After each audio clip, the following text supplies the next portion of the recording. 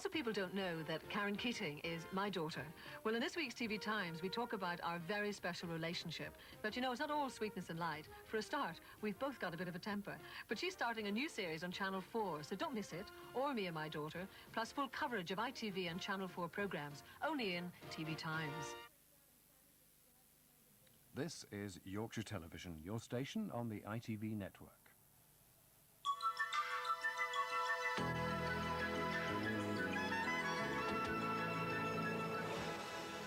Now it's time for This Week, where the disturbing report about Britain's private fostering network, dealing in babies for cash.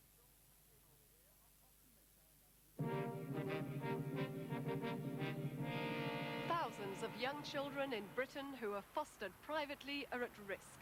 Many of the people who take them in are never checked out. This week we investigate the trade in babies for cash.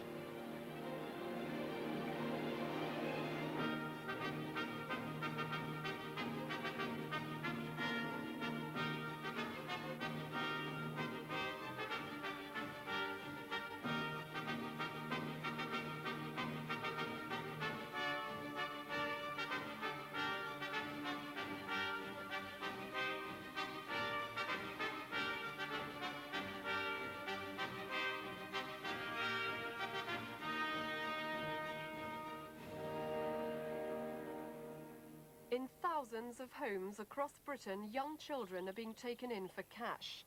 Private fostering is a thriving industry.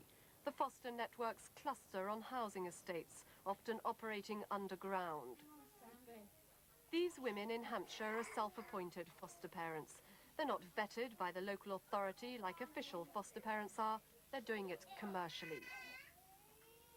They've made a private financial deal for every baby they take in. Dorothy Light is one of a number of go-betweens acting for people on her estate and families who want to foster out their children. This week's investigation focuses on the lives of 4 privately fostered children. During the making of our programme, we witnessed how Lucas would be deposited in his 4th home in the 16 months since he was born. Sharon would be rejected by her private foster parents. Mary would disappear. The authorities have failed to track her down since then. We were to discover that our 4th child officially did not exist. Gabriel's foster mother hides him if the social services call round. This week has evidence that thousands of children like these are the innocent victims of a system which is legal yet wide open to abuse. I tend to feel white foster parents sometimes equate Nigerian children with small pets, maybe a cat, a dog, or something that they will have as a novelty. Such novelties can be picked up quite legally through magazines like Nursery World. 800 children a year are advertised, then parcelled off to private foster homes. At this stage in the fostering, nobody officially monitors the process. In London, 30 years ago, the first private foster networks grew up. Now the web stretches across the entire country. A survey in Swindon highlighted the dangers. In one case, a convicted child molester was fostering 6 children. In another, a sex offender took in children. And in 6 cases, privately fostered children have been put into care because their real parents disappeared.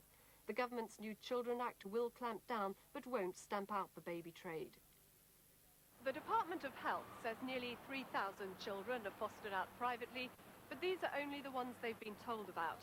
The charity Save the Children believes the figures double that, while there are social workers who say it's as high as 30,000. What is clear is that nobody actually knows. Only a minority of the homes these children go to are monitored, and there are increasing complaints that the children are at risk and that the Department of Health is not doing enough. I would like to see private fostering made illegal in this country.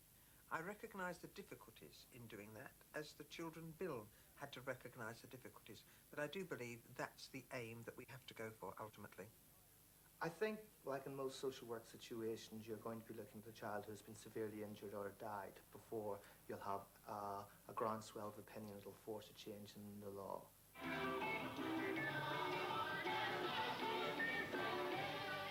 Many private foster children are West African. Their parents come to Britain ostensibly as students, sometimes in fact to work. In order to do so, they farm their babies out to the lowest bidder. Leaders at this church in London don't approve. and many in their congregation do.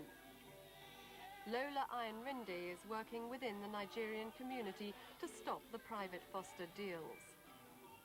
It is exploitation. White foster parents may not see it as such. Nigerians know that fellow Nigerians will not be exploited in the way white foster parents are being exploited. Nigerians know how much it costs for them to care for their own children, but yet they always choose to pay next to nothing to the white foster parents.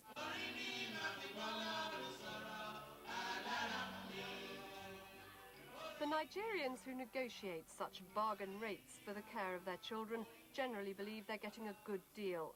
Many, we were told, still cling to the ex-colonial myth that their child stands a better chance in life if it's brought up British. Wash us, and we shall be whiter than snow. They don't qualify for the strictly monitored local council system of fostering because they're not in need, so they do it privately, often sending the child away as soon as it's born for 3 or 4 years. And they don't seem to understand, or maybe some don't want to understand, that the sort of care their child is getting for, 15 or 20 quid a week is not the sort of care that most of us would want for our children, and that most of them would want for their children if they really understood what was going on. These women on the Lee Park estate in Hampshire get between £15 and £18 per child per week, whereas council fosterers with allowances get up to £60. Private fostering brings in a little extra cash. We saw affection, but little sign of mental stimulation. Few toys, no books. Here we found Lucas, Sharon, Mary and Gabriel among 9 children who gathered at Docklight's house daily. Every day of the week, 7 days a week. Why does everyone come to you? We play with each other, and we know each other, we're good friends, so we'll come over. Some of the children are in the care of Docklight's daughter. I do it because my mum done it. When I was little, all the kids hanging about, I thought, well, that seems simple enough. And as I got older, it looked even more easier, and I thought, yeah, I think I'll have a go. They do it for status in place of a job and for the minimal extra cash. Docklight is the go-between. Dot, how do you keep tabs on all the details of the children and their real parents? On index cards that my husband does, he writes all the names and addresses in here, and we keep it aside. So if we need anything of the children, we just got to take it out and we know where it all is. There's Lucas there. And what and details?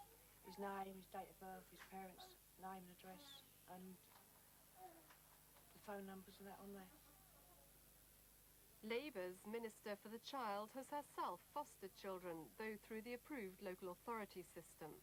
And I find it extraordinary that at the same time we've allowed private fostering to go on, now to the extent that we know that it's going on with very little supervision, and up until now with reluctance, as far as I can see, for the authorities to want to do anything about it.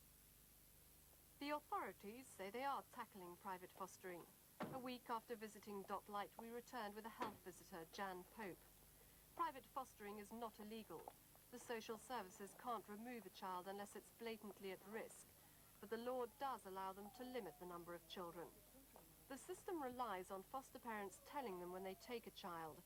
Some do, many don't, and the system breaks down. There'll be children Jan Pope will never hear about. But she doesn't have the right to force her way in if she's suspicious. We called at Docklight's house. When we visited a week earlier, Mrs. Light had told us she and her neighbours were here with the children every day. Now there was no answer. We decided to go across the road to her daughter Rachel's flat. Well, this is all a bit ominous. Well, it would be very nice to know where the foster children were that Mrs. Light has.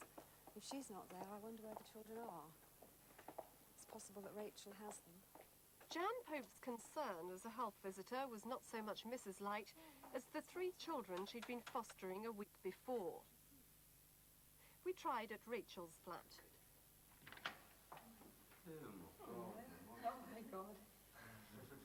I'm Jan, the health visitor, and actually we called to see Mrs. Light. Yeah. Who doesn't appear to be in. That's right. I did expect that Rachel might be round there. Yeah, well, Rachel's here. Yes. Is it possible that we could visit? No. Why? Why? No. go, Rachel? All right. I can't, I've got company. Have you? Yeah.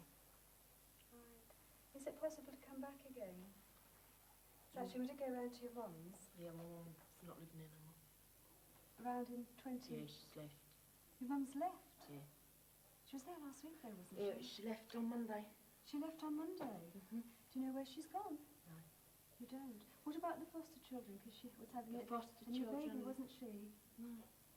She had that 3-month baby was, 3-month-old baby was, Supposed to have come, but it never came. Rachel's husband appeared clutching a child the health visitor had never seen I'm a before. bit confused. Can you just tell me again? This is...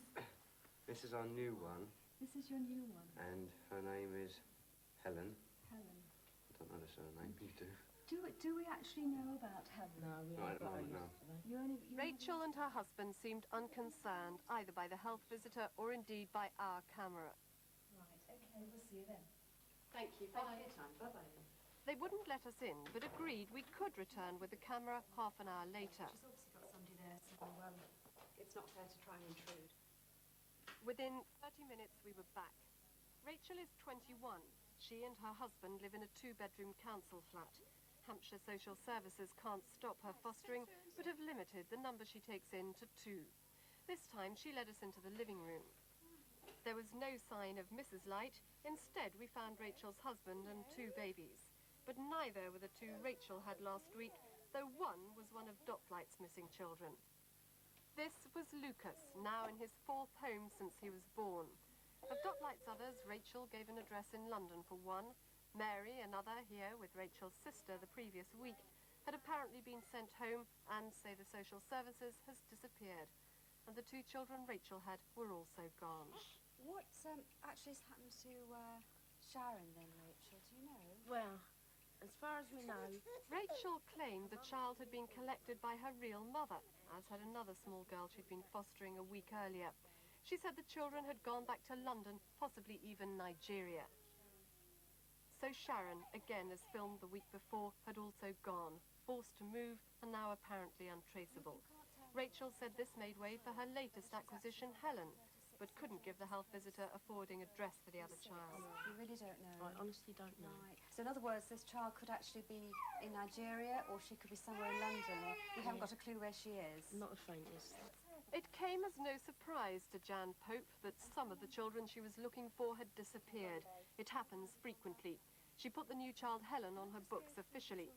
As for the whereabouts of Dot Light's missing children, the only clue she had was an address in London for one. Jan Pope will report to Hampshire Social Services. The senior manager admits they may never trace the missing children.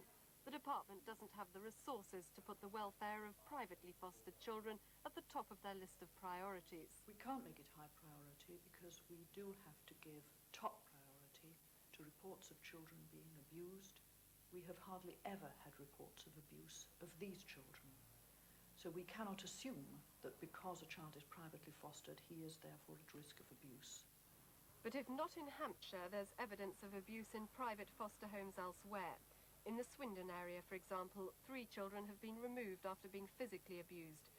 In Sussex, a young child was sexually abused. The 4 children we focused on weren't at risk in this way, but there were other problems. We tracked down the missing foster mother and discovered she'd left home after a row with her husband. Dot Light was living in Rachel's 2nd bedroom and had been hiding there when we'd called with a health visitor. She said she'd sent the children home and this worried her. I am worried because I know it's going to upset the children terrible when they go back to their parents because they wonder what's going on. 1 minute I'm there, next minute I'm not. Does it not make you think twice about fostering privately? It does. But I do love the children. Why do you feel unable to let the social services and the health visitor know where you are and what you're doing with the children? Because they will stop me fostering altogether. They know where I am. Why will they stop you fostering? Because I've left the children. Again. Do you not think they're doing that because of the safety of the child? They are doing it for the safety of the child, I do know this. If Dot misled the authorities, her daughter did too. Why are people around here so worried when the health visitor knocks at the door? I don't know. It's panic, isn't it? With your own kids, it don't matter if they're a little bit underweight, but with foster children, you've got to make sure they're spotless, they're not underweight, they ain't got no dirt on them or nothing. It don't bother me, they can knock my door when they want. Our researcher saw Helen with you 3 weeks ago. Why did you tell the health visitor that she only arrived this week? Because I already had 2 at the time, and I'm only allowed 2. So I couldn't say like I had for 3, otherwise it'd drop me in it. Does it worry you, all this lying all the time? No. It doesn't bother me that I'm lying. It'll probably bother them that I lied. And that's their problem. Let them sort it out. When we came earlier, you were hiding a child in the bedroom, we've since discovered. Why do you keep it a secret from the authorities? Because I don't like them. Like, they want to know their dates of birth, their addresses, their names, their parents' names, their doctors. I don't know none of this anyway. Social workers complain of their impotence against private fostering. The system works for parents who can't cope and for foster parents who want the job and cash, but it leaves the child exposed. The rights of parents or the interests of foster parents are one thing. The people who really need protection in this situation are the children. And are you satisfied that you're protecting the children in this area? At the moment, we simply can't, because we have neither the legal powers nor the resources to do the job properly. In the meantime, thousands of privately fostered children across Britain remain at risk, bundled off by private arrangement to homes that are neither vetted nor fully monitored. The system leaves them open to abuse. Some like these will escape the dangers, others won't. Elsewhere, unsuitable parents, poor diets, a lack of care can leave them malnourished and backward. Many have cultural and language problems. If the long-term risk isn't physical, it can be psychological. The psychological one is a major concern. The child is not able to communicate. Feelings around sudden separation. As far as I'm concerned, I feel the child will, for quite a long time, be disturbed emotionally. The risks compounded by the ease with which people can get a child and the speed at which some parents hand them over. Sue Gregory comes from Colville in Leicestershire. She's 38 and already has 2 children of her own. She was having difficulty getting pregnant again and decided to foster privately. She telephoned a woman well known in the local network of private fosterers. Within 48 hours, Delmy's mother arrived at Mrs. Gregory's door. She stayed an hour and then left the child. She just said, "Are these your children?" And I said, "Yes." And "Is it the first time you've had a coloured child?" And I said, "Yes." And that was it. It could have been anything. Yeah, could have been anything. She didn't know who we were from Adam, which is, to me is incredible. As a parent, you know, I'd certainly want to know a lot more about somebody that were looking after my children, even just for an hour, never mind 3 or 4 years. So, dead easy.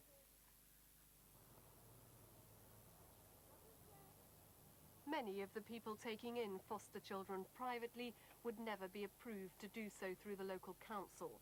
Take Daisy and George Bailey. She's 76, he's 79. Their very age would be enough for the authorities to say no. Daisy and George are paid £16 a week for fostering Say. He's one of 2 foster children they have. The Baileys do it because they love children. Say's mother hasn't visited since last April. Like many parents, she brought her child over, then went back to Nigeria. Crash. How long have you been doing it? 21 years. Would you ever stop? Well, I think I'm getting to the end now, but I shall miss it. Why are you getting to the end, Daisy? Age. Well, I'm getting old. Getting old. How did Say come to be here? How did what say? Oh, one night. Bit of cold night. And knocked on the door. The taxi driver told them to he says, go across to Mrs. Bailey's. She look after him, I'm sure. So the taxi driver brought them here, and that was it.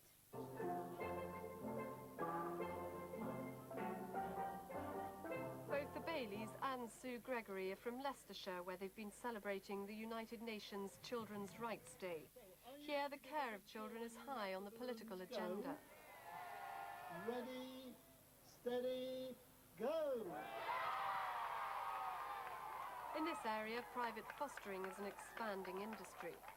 What we're looking at is situations where you're having people that are deliberately coming to a policy of placing their child away from them for a long period of time, where, in our opinion, the child's interests have not been looked after properly, where, in our opinion, the child is put at a greater risk than it should be if it had gone through the normal system. The normal system involves stringent vetting of prospective foster parents. These people have been council approved, their private lives probed and police and medical records checked. They'll get 3 times more than private foster parents for each child the council places with them. They're appalled by private fostering. I think it's horrific. I'm most concerned that some of the people that do it will be doing it for the wrong reasons, and that there's no check for the children, there's no safeguards. Nigerians, by tradition, farm children out to relatives. Here they pay strangers to care for them instead.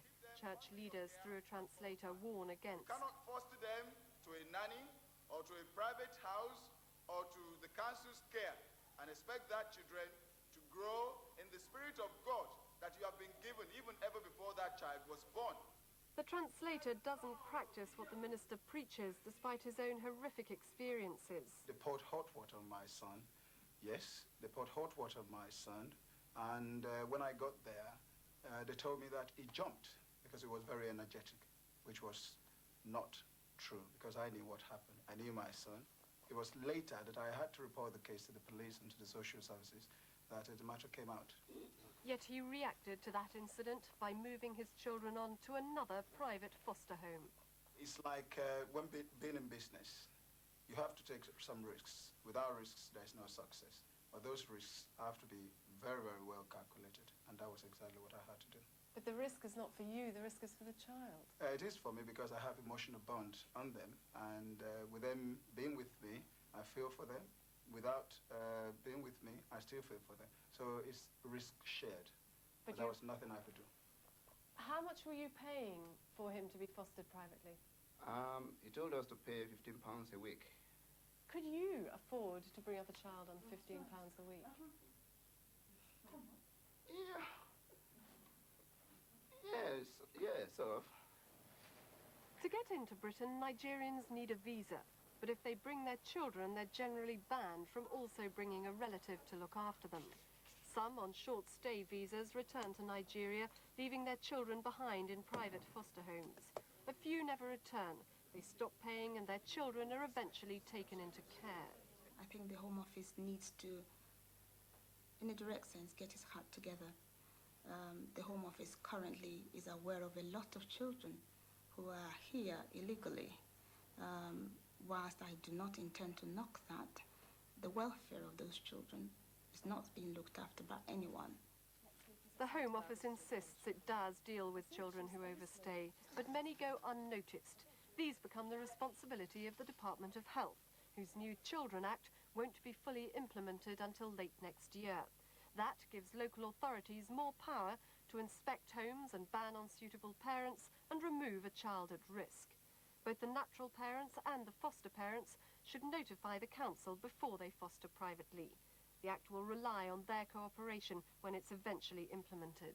It's going to take 2 years to start bringing it into operation. Now, I find that worrying because much of what has been discovered about private fostering, and the government recognises this, means we've got to do something about it. So why should we have to wait 2 years? So how many children are you, in fact, privately fostering? Now I've got 2. But we've counted 4.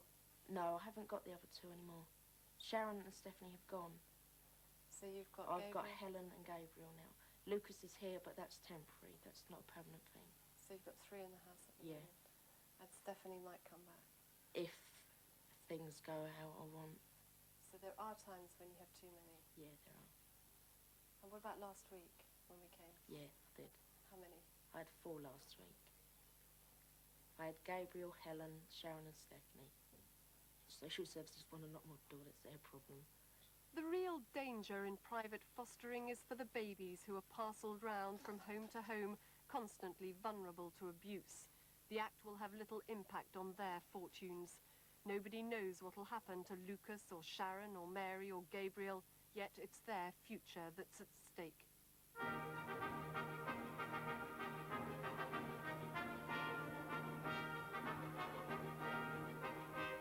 Next Thursday, This Week exposes the truth behind the £126 million fraud that left the Ferranti company in turmoil.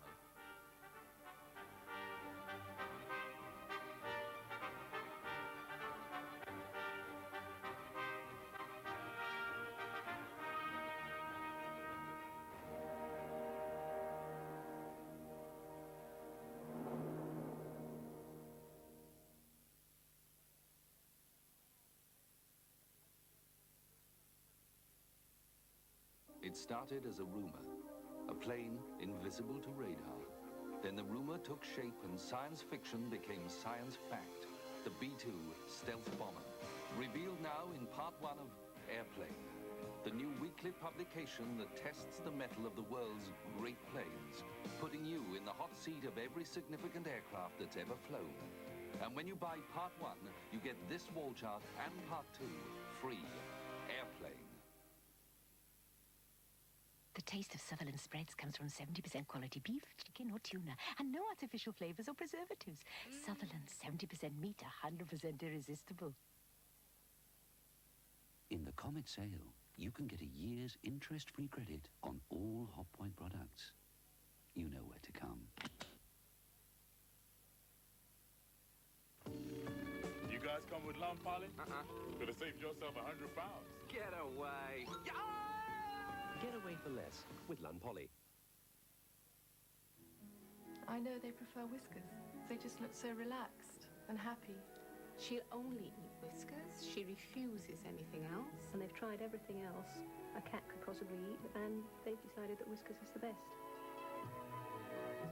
No wonder Whiskers is the most preferred cat food. Nobody can call me a fussy man, but I do like this golden churn spread upon my bread. With 2 spoonfuls in every pack, you can taste the butter in golden churn. From the moment you set eyes on someone special, to that first tentative touch, to the most intimate understanding of another person, face to face explains all. Body secrets.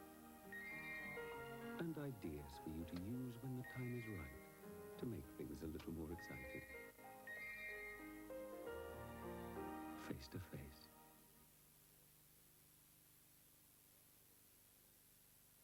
Friday on ITV, Harry Andrews tinkers with his sound machine. He does experiments. He has all sorts of peculiar apparatus in there. He's a botanist, isn't he? He's certainly a very odd man. I heard them shrieking. Shrieking? Bright and beautiful. All creatures great and small.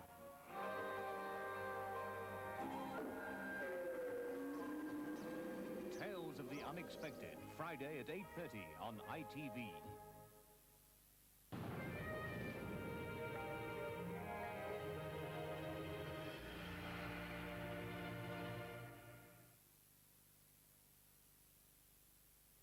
Our drama now comes from Baker Street with Sherlock Holmes.